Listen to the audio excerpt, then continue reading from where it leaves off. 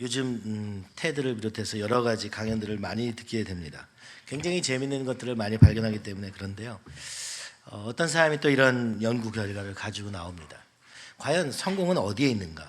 뭐 일반적인 상식으로는 보통 사업에 성공하려면은 능력 있는 사람, 그리고 그다음에 돈이 있어야 되고, 또 뭐 여러 가지, 이렇게 세 가지가 되게 중요하다고 얘기를 한다고 합니다. 진짜 그렇게 있으면 뭐든지 다 될 것 같은데, 그가 조금 더 조사를 해보니까 우리의 통념상에 있는 성공의 방정식과 달리 다른 것들을 발견하게 됐다는 것입니다. 그는 그런 얘기를 듭니다. 라이트 형제, 비행기를 처음 만든 라이트 형제 얘기를 하면서 이런 얘기를 합니다. 그들은 돈도 없었고, 그리고 초등학교밖에 나오지 못한 사람들이었는데, 그 당시에 미국 국가에서 아주 지원을 무제한으로 받고 하버드까지 나온 박사의 팀보다 팀은 해주지 못했던 유인 비행을 성공시킨 사람들이 바로 라이트 형제라는 것을 얘기합니다. 도대체 어떻게 해야 우리가 정말 이루고자 하는 바를 이룰 수 있는가? 도대체 사람은 무엇으로 움직이게 되는가? 이런 연구를 시작한 것이죠. 그러면서 그가 결론적으로 한 얘기가 이거였습니다. 우리는 하루하루를 되게 바쁘게 삽니다. 이것도 해야 되고 저것도 해야 되고, 이것도 해야 되고 저것도 해야 되고, 오늘 일을 하면서도 이것도 해야 되고 저것도 해야 되고, 그래서 정신없이 바쁘게 밤까지 새면서 살고 있습니다. 이것이 바로 왓이라는 것입니다. 무엇을 할 것인가, 여기에 우리의 모든 삶은 초점이 맞춰져 있다고 그는 설명합니다. 근데 여러 가지를 해본 사람만이 비로소 어떤 질문에 이르게 되냐면은, 어떻게 하면 이걸 잘할 수 있을까라는 고민을 하게 된다는 거예요. 대부분의 사람은 완만하다가 막 정신없이만 살다가 이게 뭘 위해서 사는 건지, 어떻게 하면 잘할 수 있을지 이런 고민도 하지 않은 채 그냥 닥치는 대로 한다고 합니다. 근데 조금 더 이제 자기의 삶을 좀 컨트롤하면서 목표를 이루어가는 삶을 보니까 이 왓이 아니라 하우의 문제, 그러니까 방법적인 측면, 이게 요 한 가지 일들이 모여서 무엇을 위해서 하고 있는가, 어떻게 하는 것이 좋은가, 이런 하우의 질문을 하게 된다는 것이죠. 그런데 그 정도 가지고도 안 되더라 라고 하면서 그가 결론적으로 내리는 것은 바로 what과 how를 넘어서 why라는 질문에 대답을 할 수 있는 사람은 다른 사람들하고 완전히 질적으로 다른 결과를 내더라, 이런 얘기를 합니다. 라이트 형제는 이 비행을 성공함으로 말미암아 그들의 삶에 아무것도 무슨 돈을 많이 벌겠다 이런 목표가 아니라 이것이 인간에게 정말 좋은 혜택이 줄 거라는 걸 믿었다는 것입니다. 비행을 통해서 이것을 너무너무 하고 싶었고 너무 관심이 많았는데다가 그는 인류의 복지를 위해서, 인류의 향상을 위해서, 기술 향상을 통한 이런 여러 가지 대의 명분을 붙잡고 그들이 살았다고 얘기하면서, 오늘 진짜 중요한 것은 무언가를 닥치는 대로 빨리 하고 많이 하는 게 중요한 것이 아니라 왜 하는가, why의 질문을 해야 된다는 것이죠. why. 여러분은 무엇 때문에 지금 이렇게 바쁜 삶을 살고 있고, 여러분 무엇 때문에 그것을 하고 있습니까? 직장을 선택하기 전에 이것은 무엇을 위해서 이 직장을 선택했습니까? 여러분, 그렇지 않고 현상적인 측면에서 모든 것을 할 때 우리는 열매 맺기가 너무 어려운 것을 보게 됩니다. 믿음 생활도 이렇게 하는 것 같습니다. 성경을 3장 읽어야지, 성경을 10장 읽어야지, 이렇게 생각합니다. 왓에 대한 개념으로만 생각하니까 성경을 3장씩 매일 읽어도 그 성경이 나에게 살아 들어오지 않는 일들이 벌어지곤 합니다. 물론 그렇게 읽는 사람도 별로 없습니다만, 그죠? 오늘 성경이 바로 하나님의 말씀이다 믿고 이 말씀 속에 있는, 그러니까 하나님을 찾기 위해서, 하나님을 알기 위해서 성경을 읽는 사람과 그냥 성경을 읽는 사람은 차이가 있다는 것을 알 수 있습니다. 오늘 인생을 살면서 왜 사는가, 여러분 삶에 질문해 보십시오. 돈 벌려고 삽니까? 이거 하려고 삽니까? 저거 하려고 삽니까? 그것이 정말 의미 있다고 생각됩니까? 의미가 있을 수 있습니다. 거기에도 나름대로 의미가 다 있습니다. 그러나 궁극적으로 우리의 인생에서 이 why에 대한 질문이 없이는 움직여지지 않는다는 것을 그가 발견합니다. 그래서 많은 사람들이 바쁘게 살고 있지만 왜 사는지 모르기 때문에 그 일에 최선을 다하지 않는다는 것을 그가 발견하면서, 이 why에 대한 질문에 대한 해답 없이는 사람은 움직여지지 않더라라고 얘기합니다.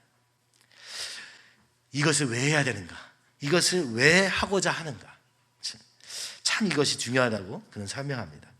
여러분, 제가 믿음 생활하는 많은 사람을 보면서 이런 생각을 합니다. 정말 주님을 만나고 싶습니까? 정말 주님을 알고 싶습니까? 정말 주님이 오늘 우리의 삶의 전부라고 그렇게 아까 말했던 것처럼 내 영혼을 확장하였사오니, 그죠? 잘 몰라도 내가 이 주님 앞에서 답을 찾겠다는 마음이 없이는요, 실제로 성경을 읽는 일이 안 벌어지더라고요. 실제로 기도하는 일이 안 일어납니다. 그러니까 기도하는 게 힘든데요, 성경 보는 게 힘든데요. 왜 그렇습니까? 이것을 행위로만 생각하니까. 근데 더 중요한 것은 우리 마음속에 진짜 주님의 갈망하고 갈구하고 정말 주님 안에 답이 있지 않을까. 다 몰라도 그 주님 앞에 거는 그 삶이 없이는 불가능한 것이죠. 바울은 이렇게 말합니다. 고린도전서 6장 12절에 모든 것이 내게 가하나 다 유익한 것이 아니요 모든 것이 내게 다 가하나 내가 무엇에든지 얽매이지 아니하리라. 바울이 이렇게 말합니다. 난 다 할 수 있어. 그에게는 능력도 있었습니다. 그는 환경도 좋은 집안에서 자랐습니다.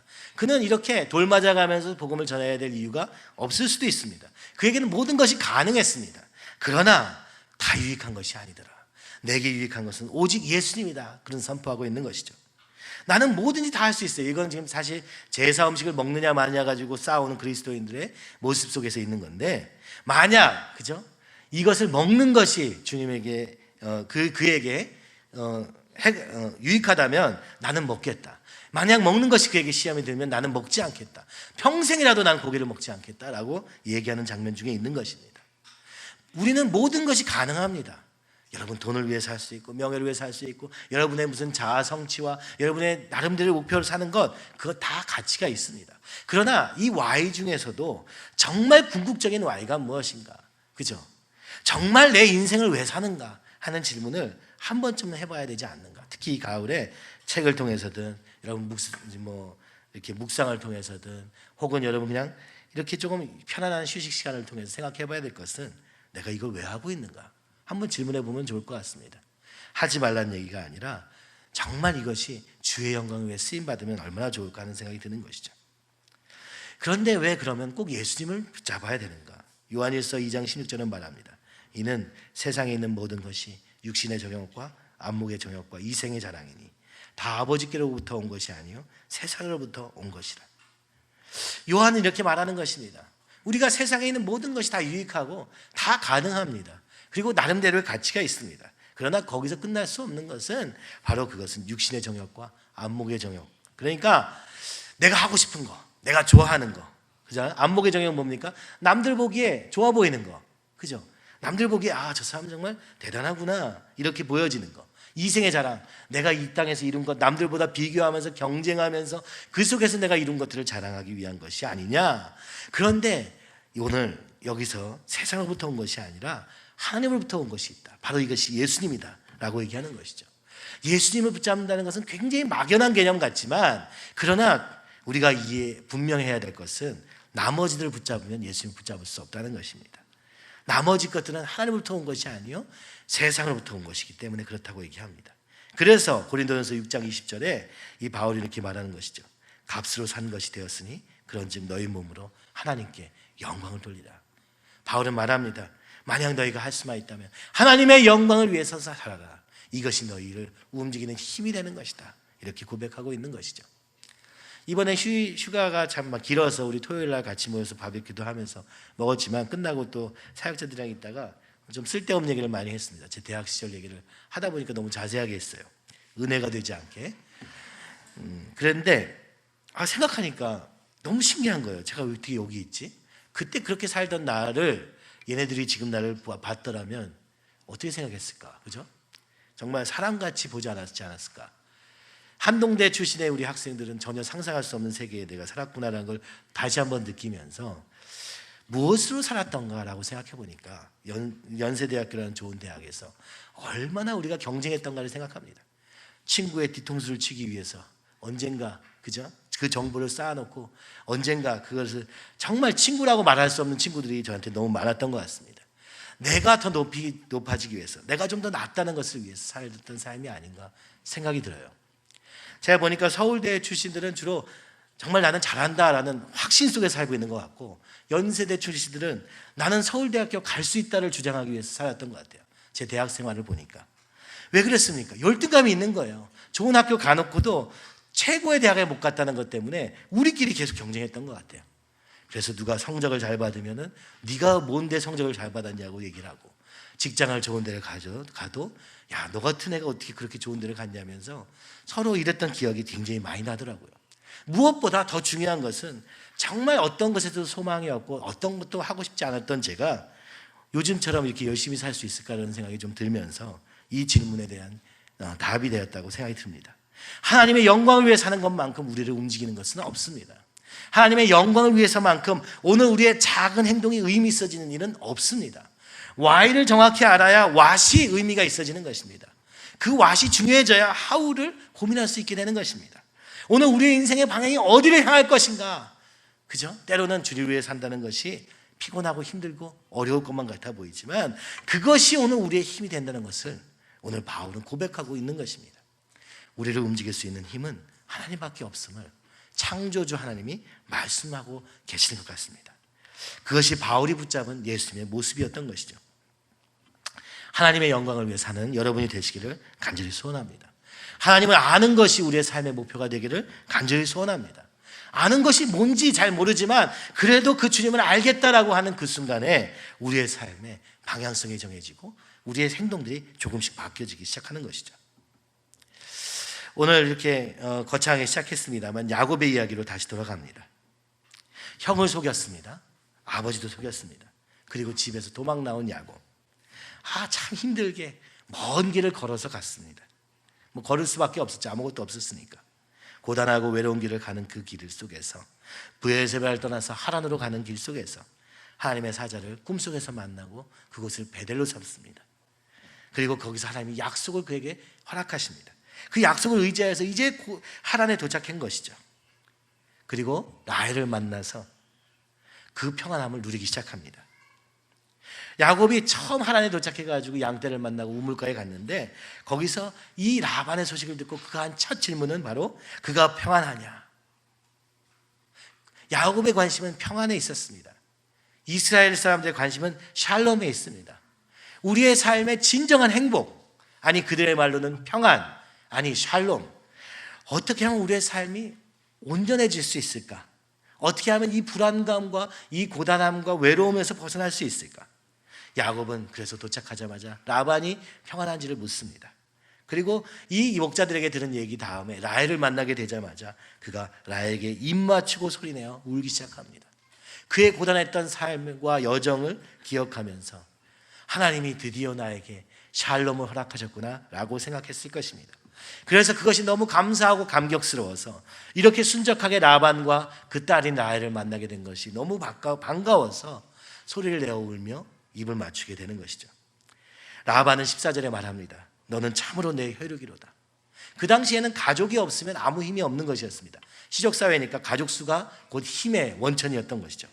홀로 있던 야곱을 가족으로 받아들이는 라반의 얘기를 들으면서 아마 야곱은 드디어 나는 샬롬을 찾았구나 하지 않았을까 싶습니다. 그런데 이 라반의 이야기는 여러분이 조금 아시면 알겠지만 그것은 샬롬의 상황이 아니라 오히려 고난의 상황처럼 보이게 됩니다. 오늘 이 고난을 지금 지나가고 있는 야곱의 이야기를 통하여서 도대체 하나님은 이 브엘사바에서 하란까지 옮기시면서 무엇을 하기 원하셨는가를 우리는 이 야곱의 이야기를 통해서 봐야 될 것입니다. 29장에서 31장까지의 얘기는 29장에 라반의 집에 도착하고 31장의 끝에 라반의 집을 떠나면서 그 과정을 통하여서 하나님이 어떻게 이 야곱의 삶의 샬롬, 곧 평안을 이루어가는가를 보여주고 계십니다. 우리가 생각하는 평안은 편안함입니다. 아무 일도 안 일어나고 아무 상황도 벌어지지 않는 그런 편안함을 얘기하죠. 그러나 하나님의 샬롬은 바로 이 야곱의 죄인된 모습을 드러내시고 속이는 자 야곱의 모습을 완전히 드러내셔서 더 속이는 자를 통하여서 그를 자신의 모습을 보게 하는 상황으로 이어지게 됩니다. 바로 라반의 집에서의 이 29장의 31장의 과정은 하나님의 훈련의 장소였고 하나님이 역사하셔서 야곱을 이스라엘 되게 하시는 훈련의 가장 중요한 무대였음을 우리는 보게 되는 것이죠. 이 라반의 집의 사건이 베델에서 하나님을 만나고 그리고 형 에서를 만나러 가는 과정 딱 사이에 있어서 굉장히 오랜 시간 동안에 그 훈련의 과정을 겪었음을 보게 됩니다. 잠깐 우리 표를 보시면은 29장부터 31장의 구조가 표로 이제 나와 있습니다. 이 히브리 문학, 특히 성서의 구조는 주로 중요한 게 가운데 있습니다. 우리는 결론이 앞에 있느냐 뒤에 있느냐 가지고 하는데, 보통 이 히브리 이 문학에 있는 구조는 가운데 있습니다. 그리고 앞뒤로 계속 쌍을 이어가는 거죠. 그래서 29장 첫 번째는 만나면서 키스를 하고, 그죠? 만나면서 입맞춤을 하는 모습이 나오고, 31장 마지막에는 떠나면서 입맞춤하는 장면으로 이렇게 대비됩니다. 그 중간에 뭐가 있냐면 라반과 만나서 계약을 세운 게 있고, 또 맨 마지막에도 라반과 만나서 계약을 해서 더 이상 이 물건을 가지고 양과 가정을 하는 데 있어서 해하지 않는 계약을 맺는 장면이 나옵니다. 또 그 안쪽으로 조금 더 깊이 들어와 보면 첫 번째 29장 21절에서 30절에는 라반이 야곱을 속이는 장면이 나옵니다. 바로 라헬을 주겠다 해놓고 레아를 주고, 그리고 라헬을 준 다음에 14년 동안 이렇게 섬기는 자리에 있게 하는 그 속임수의 과정이 나오게 되죠. 30장 25절부터 43절은 거꾸로 야곱이 또 라반을 속이는 과정이 나타나게 됩니다. 아니, 야곱은 여기서도 또 속이는 겁니다. 그죠? 속고 속이는 관계, 바로 야곱의 인생의 아주 핵심적인 부분에 다 다르죠. 근데 가장 가운데 있는 장면은 바로 나중에 조금 더 설명하겠지만 야곱의 후손들에 대한 얘기가 핵심으로 나오게 되는 것을 여러분 기억하시고 오늘 얘기를 더 이어가고자 합니다. 이 하란까지 왔는데 야곱은 그 중간에 하나님도 만났는데 베델도 거쳤는데 야곱은 여전히 야곱입니다. 이 내용을 자세히 읽어보면 뭔 이런 일이 다 있나, 그죠? 뭐 삼촌이 조카를 속이고 조카가 삼촌의 이 양들을 뺏기 위해서 꾀를 부리는 장면으로 계속 이어지고 있는 것이죠. 하나님은 이 라반의 집에서 그가 이제 내가 가족을 찾았구나, 끝났구나 했던 그 순간을 하나님은 훈련의 시작으로 삼으셨던 것입니다. 속이는 자를 통해서 속이는 자를 만들어 가시는 하나님을 보여주고 계시는 것입니다. 왜 그렇습니까? 이 평안은 오늘 우리가 결과론적으로 무엇을 이루었냐 하는 평안이 아니라 우리의 죄를 해결하고 우리의 불완전함을 해결하는 과정으로서의 평안이기 때문에 그렇습니다. 우리가 야곱의 이야기를 볼 때마다 어떻게 이런 사람을 부르셨을까? 인간적이기도 하고 우리와 비슷해가지고 인간적이기도 하고, 또 한편으로는 하나님 왜 저런 사람을 부르셨을까? 이렇게 생각되기도 하죠. 하나님은 그를 태어날 때부터 선택하셨지만, 그래서 다른 사람 보기에 자기 꾀로 하나님의 축복까지도 쟁취하는 것처럼 보이는 야곱을 왜 축복하셨을까? 이런 의문이 남지만, 바로 이 라반의 집에서의 수많은 세월 동안에 그를 부르신 하나님의 모습에 합당한 자로 훈련시키고 있는 것입니다. 그 훈련의 가장 중요한 건 뭐였겠습니까? 바로 속이는 자의 모습을 스스로 깨달아야 되는 것입니다. 내가 속이는 자이구나 라는 깨닫게 하기 위하여 속이는 자를 붙이신 것입니다. 참 이것이 놀라운 하나님의 역사하심이 아닐 수 없습니다. 우리는 하나님을 믿으면 모든 만사가 갑자기 내 뜻대로 다 이루어지길 바랍니다. 이것은 하나님을 우리가 도구로 사용하시는 결과입니다. 그러나 하나님은 우리에게 무엇을 원하시느냐? 우리 안에 여전히 남아있는 어두운 부분들을, 하나님 없는 부분들을 다 드러내시고 다 청소하시기를 원하십니다. 근데 이 과정에 그럼 하나님이 계획하셨냐? 잘 읽어보면 하나님이 뭘 하신 게 없어요. 자기의 성격이 이걸 계속 만들어가고 있는 것입니다. 그죠? 계속해서 속임수로 했던 그를 향하여서 오늘 본문, 굉장히 어색한 본문을 하나 정한 것은 바로 이 속이는 자 라반이 야곱을 속이는 내용입니다. 그는 이렇게 말합니다. 언니보다 아우를 먼저 주는 것은 우리 지방에서 하지 아니하는 바이라. 언니보다 아우를 어떻게 해? 이렇게 얘기하는 것이죠. 그래서 그 결혼식장에 라헬을 요구하였는데, 둘째 딸을 요구하였는데 막상 침실로 가보니까 레아가 기다리고 있는 거예요.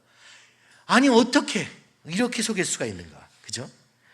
그런데 라반은 이렇게 합리화하고 있는 것입니다. 언니보다 아우를 할 수는 없다. 근데 창세기 25장 23절에 여호와께서 그가 야곱이 태어날 때 하신 말씀입니다. 그에게 이르시되 두 국민이 내 태중에 있구나. 두 민족이 내 복중에서부터 나누이리라. 이 족속이 저 족속보다 강하겠고 큰 자가 어린 자를 섬기리라 하셨더라. 하나님이 야곱이 태어날 때 큰 자가 어린 자를 섬기리라 약속하셨다고 말씀합니다. 아니 근데 언니보다 아우를 하는 것은 이 동네에서 가능치 않다라고 한 라반의 이야기는 바로 이 야곱을 향해서 이야기하고 있는 것입니다. 너 형도 속였지, 너 아버지도 속였지, 그래서 형이 받아야 될 축복을 네가 가로챘지, 이렇게 얘기하고 있는 것입니다.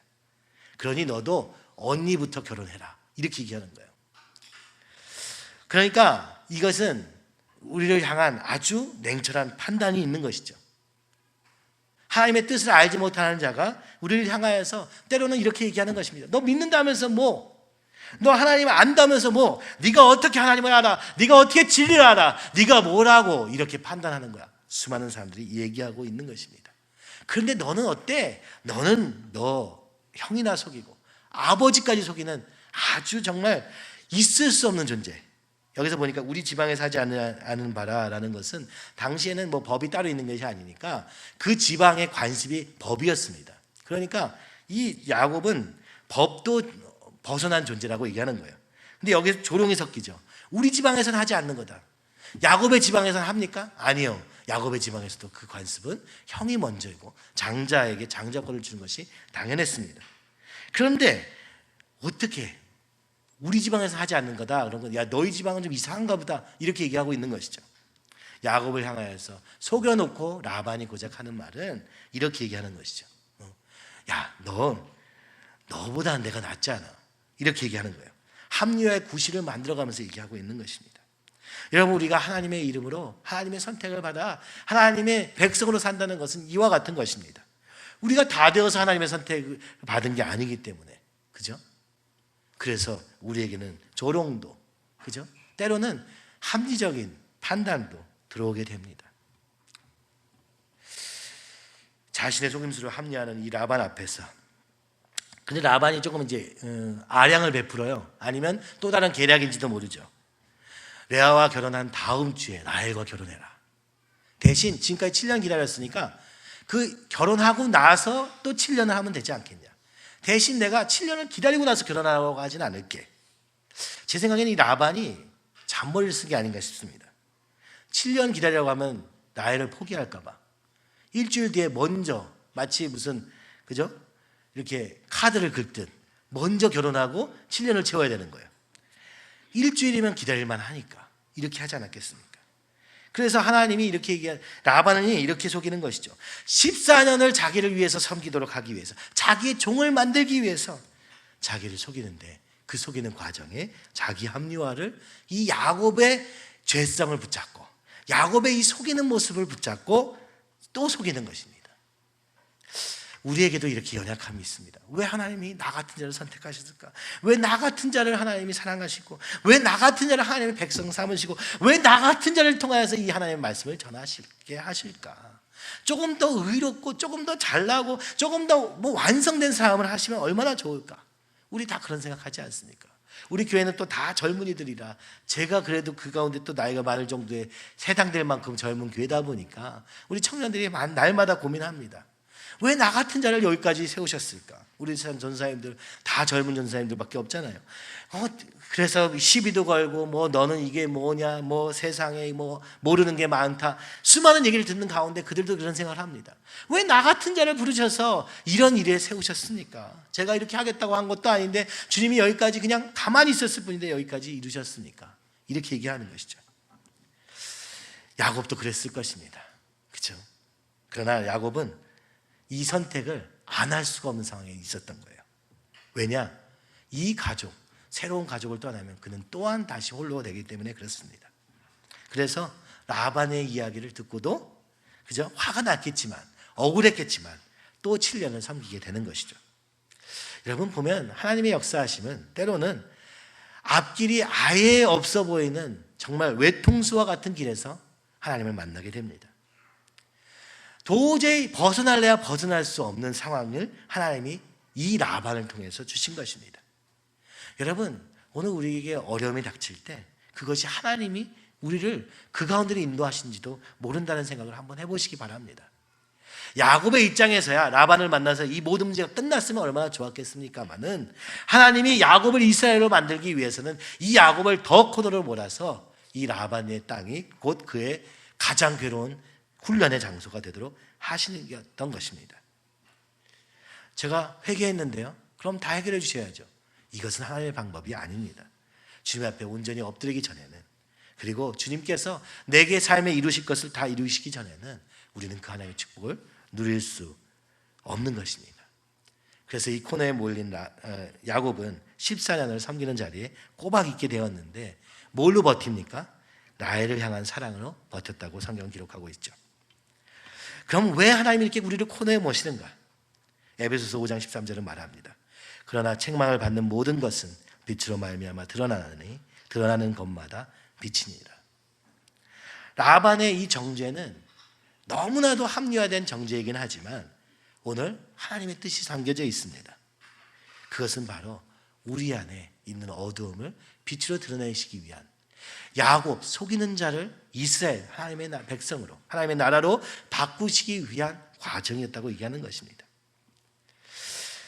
오늘 우리의 삶에 죄의 문제를 얘기하면 여러분 힘들어하지만, 그러나 책망을 받는 모든 것은 빛으로 말미암아 드러난다고 말씀하십니다. 하나님이 살아계시기에 그 어둠을 빛으로 바꾸시기 위하여 오늘 빛을 비추시고 계시는 것입니다. 먼지가 있는지 모르는 그 가운데 빛을 비추니까 먼지가 드러납니다. 그 먼지도 치우게 되는 것이죠. 불을 끄고 있으면 청소할 이유가 없습니다. 그러나 빛 대신 예수님이 우리에게 비추실 때는 반드시 깨끗하게 하시기 위함입니다. 말라기 4장 2절은 이렇게 말합니다. 내 이름을 경외하는 너에게는 공의로운 해가 떠올라서 치료하는 광선을 비추리니 너희가 나가서 외양간에서 나온 송아지같이 뛰리라. 속이는 자 야곱에게는 아버지와 형을 속였다는 죄책감이 있었을 것입니다. 그러나 그가 14년간 속임을 당하며 살면서 그런 자기의 모습을 인정하고 그런 모습을 주님께 그 말씀, 베들레헴의 말씀을 의지하며 내가 너와 함께하리라 했던 약속을 의지함으로 말미암아 그 기간을 견뎠을 때 그 기간은 바로 치료의 순간이 되었다고 성경은 말씀하고 있는 것입니다. 여러분의 어려운 상황이 있을 그때에 불평하고 불만하고 다른 길을 찾기보다 하나님의 이 치료하는 광선을 사모하시기 바랍니다. 그럴 때 여러분 우리의 삶에 정말 가벼워지는 것입니다. 하나님을 의지하며 산다고 해서 갑자기 특별한 결과가 나오지도 않습니다. 그럴 때도 있지만 똑같이 모순되고 똑같이 힘들고 똑같이 앞이 안 보입니다. 저도 처음에 이렇게 믿음의 걸음을 시작할 때 하나님 믿으면 돈 문제는 정말 전혀 걱정 없겠지 이런 생각을 했습니다. 그래서 과감하게 결단할 수 있었죠. 그죠? 그러나 보면 똑같이 힘들더라고요. 똑같이 고민해야 되고. 그러나 다른 것이 있습니다. 주님이 나와 함께 하시기 때문에 그것이 나를 삼키지 못하며 그것에 매몰되지 않으며 그것 때문에 세상을 다른 길을 찾지 않게 되는 놀라운 역사가 있는 것이죠. 그리고 또 그렇게 가다 보면 주님이 또 놀랍게 일하시는 것을 보게 됩니다. 그렇죠? 약속하시고 이루어 가시는 분은 하나님이다. 야곱의 이야기는 그 얘기를 하고 계시는 것입니다. 29장부터 31장까지의 모습은 그죠? 이 야곱처럼 정말 야곱대로 또 다시 사는 거예요. 하란에서 또다시. 그러나 하나님은 그것을 못하게 막으시는 과정으로 나타나고 있는 것이죠. 그러면 오늘 우리 힘든데 어떻게 해요? 우리가 얘기할 수 있을 것입니다. 답이 없는데 어떻게 해요? 물어볼 것입니다. 에베소서 5장 15절 16절은 이렇게 말합니다. 그런즉 너희가 어떻게 행할지를 자세히 주의하여 지혜 없는 자 같이 하지 말고 오직 지혜 있는 자 같이 하여 세월을 아끼라. 때가 악하니라. 그러니까 라반과 같이 억울한 상황을 만날지라도 이해할 수 없는 상황을 만날지라도 그 자리에서 우리가 해야 될 것은 하나님 왜 이런 상황을 허락하셨는지 주님께 묻는 것입니다. 주님께 자세히 주의하지 않으면 그 상황이 우리를 덮쳐버리니까. 그죠? 오늘 자세히 주의하여 지혜 있는 자같이 세월을 아끼라고 말씀하고 있는 것입니다. 하나님 앞에서 이 상황을 보라는 것입니다. 아니 그러기 힘들겠죠. 그러나 그렇게 할 때 정말 답이 있다는 것입니다. 그죠? 그리고 17절 18절에 말합니다. 그러므로 어리석은 자가 되지 말고 오직 주의 뜻이 무엇인가 이해하라. 술 취하지 말라. 이는 방탕한 것이니 오직 성령으로 충만함을 받으라. 성경은 말합니다. 이 땅에는 오직 육신의 정욕과 안목의 정욕과 이상의 자랑뿐인 이 세상에 술 취하지 말아라. 이 세상에 취하지 말고 성령의 충만함을 받아서 오늘 우리를 향한 하나님의 뜻이 무엇인지 이해하라.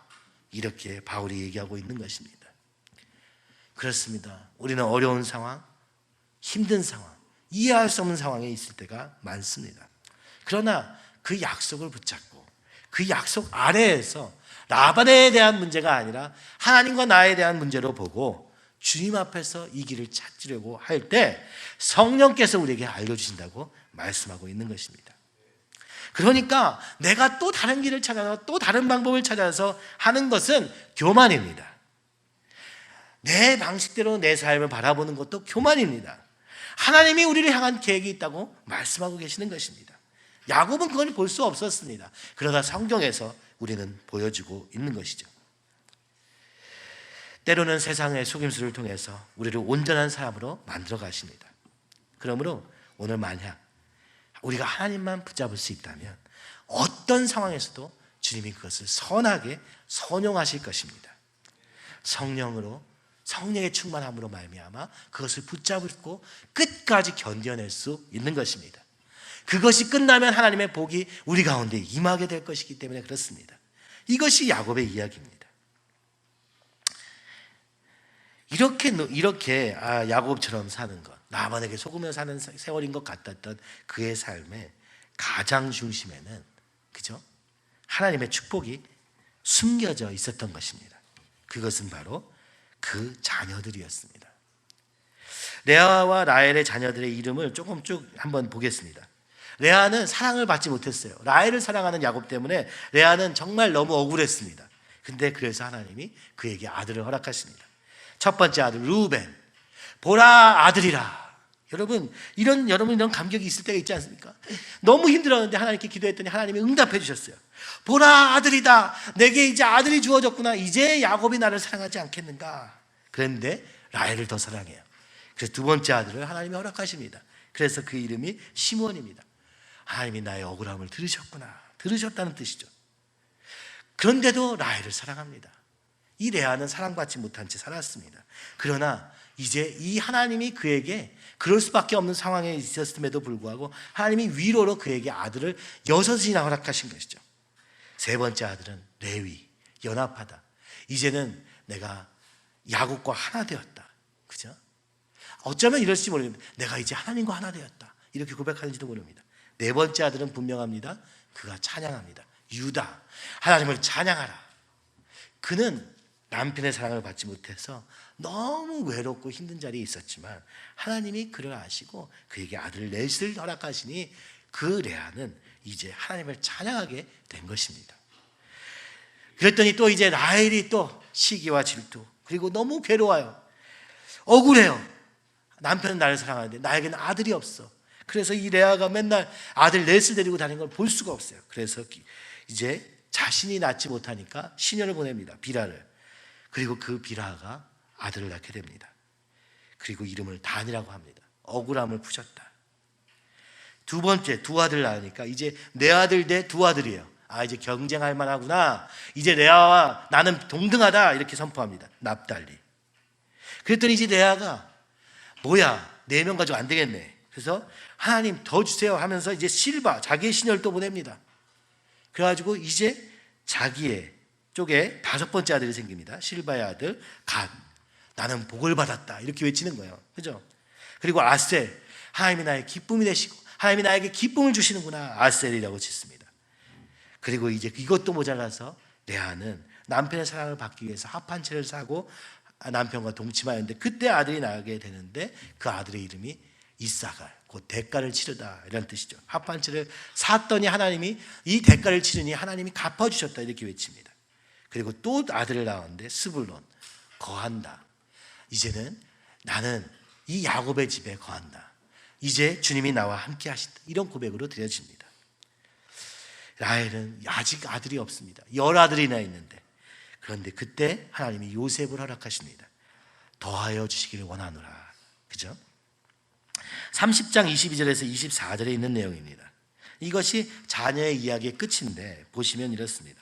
하나님이 라헬을 생각하신지라 하나님이 그의 소원을 들으시고 그의 태를 여셨으므로 그가 임신하여 아들을 낳고 이르되 하나님이 내 부끄러움을 씻으셨다 하고 그 이름을 요셉이라 하니 여호와는 다시 다른 아들을 내게 더하시기를 원하노라 하였더라. 이 11아들을 가지게 되는 과정이 야곱의 인생의 핵심 중에 있습니다. 라반의 속임수에 사는 세월 중에 이루어진 것입니다. 이것이 하나님의 복이라고 지금 성경은 기록하고 있는 것입니다. 경쟁과 쟁취의 삶을 살았던 야곱. 그래서 그 아내 둘도 경쟁하고 쟁취하는 삶을 살았지만 중요한 것은 무엇이냐? 맨 마지막에 있는 요셉의 이야기를 통해서 다른 아들을 내게 더하시길 원하노라. 하나님은 이 약속의 자손들을 통하여서 일하고 계심을 보고 있는 것입니다. 나중에 그가 야곱이 이스라엘이 될 때 바로 이 12아들이 바로 이스라엘의 12지파를 이루게 되는 것을 볼 수 있습니다. 야곱은 야곱대로 살면서 속고 속이는 삶을 살고 있었지만 하나님은 그 가운데 역사해 주셔서 레아와 라헬의 경쟁 관계를 이용하셔서라도 선용하셔서 그들에게 12아들을 주시고 하나님의 백성을 만드신 일에 사용하였다고 야곱의 기사는 우리에게 설명하고 있는 것입니다. 어쩌면 이것입니다. 오늘 우리의 인생에서 가장 중요한 것은 하나님의 자손을 남기는 것이다. 하나님의 백성을 이루는 것이다. 믿음의 자손을 일으키는 것이다. 이렇게 얘기하고 있는 것입니다. 이것이 바로 우리 교회가 교회학교와 심지어 대안학교까지 하고 있는 이유인 것이죠. 이것을 통하여서 여기에서 세상의 자녀가 아니라 믿음의 자녀가 태어나기를 기도하고 있는 것입니다. 그럴 때 하나님께서 오늘 살아계신 주님이 야곱과 함께 하셨듯 우리와 함께 하실 것을 믿기 때문이며 바로 이 베델의 약속이 우리를 향한 약속임을 믿기 때문입니다. 그러니까 어쩌면 우리의 인생에 오늘 내가 무슨 직장을 가지고 무슨 일을 하며 무슨 사업을 하느냐보다 더 중요한 것은 오늘 우리의 자녀를 어떻게 하나님 앞에서 키우느냐일 수도 있습니다. 물론 또 자녀가 없을 때는 그럼 어떻게 해야 되느냐? 바로 이 자녀, 믿음의 자녀를 낳는 복음을 전하는 삶이 우리의 삶의 가장 큰 이유라고 얘기하는 것이죠.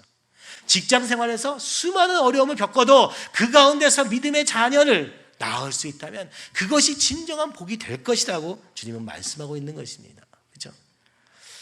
그러니까 현실은 여전히 어려운데 그 가운데 하나님이 놀랍게 일하고 계심을 이제 보게 되는 것이죠.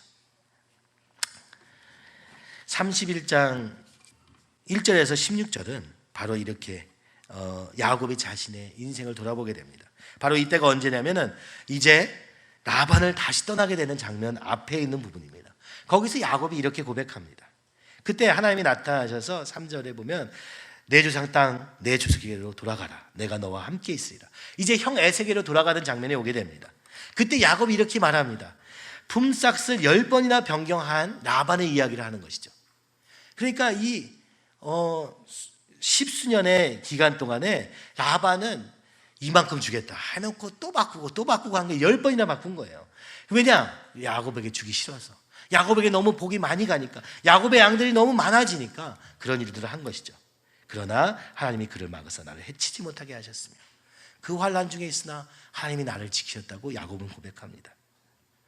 이게 어떤 일이었냐? 그러면은 라반이 이렇게 얘기하는 것입니다.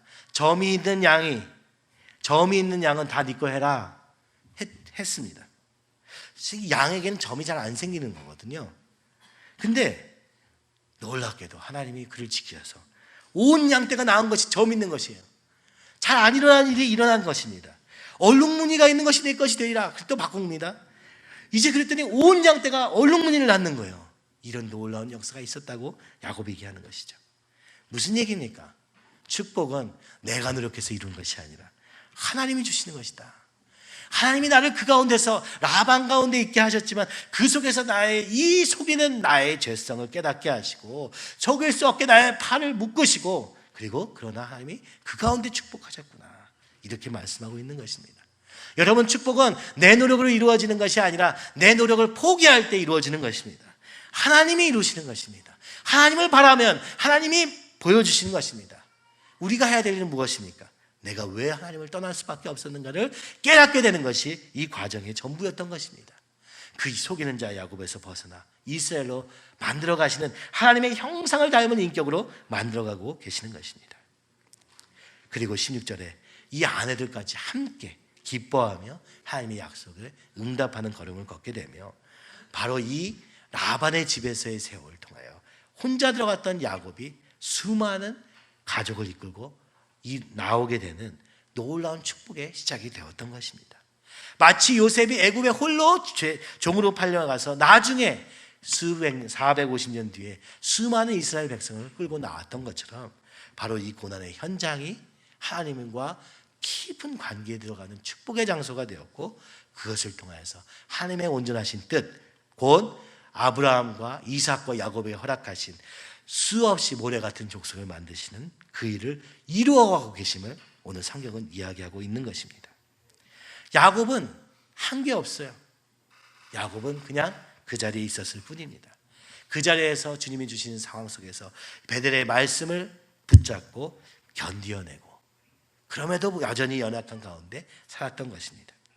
오늘 우리도 마찬가지입니다. 야곱과 같이 불완전하고, 야곱과 같이 모자르고, 야곱과 같이 이기적이며, 야곱과 같이 세상에 휩쓸릴 수밖에 없는 우리지만, 그러나 말씀하시는 주님이 우리의 삶에 간섭하셔서 이루신다고 말씀하고 계십니다. 그렇다면 우리에게 닥치는 고난의 순간마다, 우리에게 닥치는 이해할 수 없는 그 순간마다 주님 앞에 무릎 꿇고 주님 앞에 나아가서 다른 옵션을 구하지 말고 제발, 다른 옵션을 구하지 말고 제발 주님 앞에 엎드릴 때 주님께서 우리를 만나주시고 깨닫게 하시고 보게 하시고 변화시키기 위해서 우리를 이스라엘로 바꿔가시는 과정으로 사용하실 것입니다. 이것을 야곱이 알았겠습니까?